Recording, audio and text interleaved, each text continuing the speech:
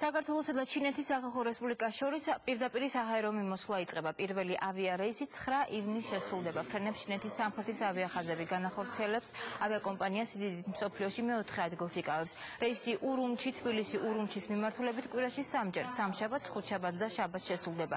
პირდაპირ ავიარეისები ორი ქვეყნის საქმიანი წრეების სამომავლო თანამშრომლობას შეუწყობს ხელს და უფრო ინტენსიურს გახდის ტურისტულ ურთიერთობებს. დღეს უკვე მიდის მოლაპარაკება ჩინელ ბიზნესმენებთან არა მარტო ტურისტულ ზონებში, მაგრამ ასევე სხვა ტიპის საინვესტიციო პროექტებზე.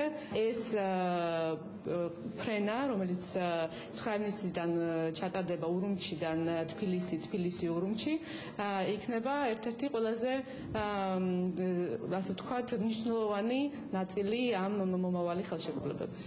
ერთ-ერთი მნიშვნელოვანი რეისი ალბათ ჩვენ მთლიანად საქართველოს ისტორიაში, იმიტომ რომ საქართველოს კიდევ ერთხელ იღებს სატრანზიტო ფუნქციებს. იქნება ეს ყოველკვირეული კვირაში 3-ჯერ შესრულდება რეისი. ჩინეთის ავიახაზების პირდაპირ რეისის დანიშვნა პირველ რიგში პოლიტიკური, ეკონომიკური და ტურისტული მხარდაჭერისთვის იქნება ძალიან მნიშვნელოვანი. ეს ხელს შეუწყობს სავაჭრო-ეკონომიკური ურთიერთობების გამყარებას ჩვენს ქვეყნებს შორის და ტურისტულ მიმოსვლას.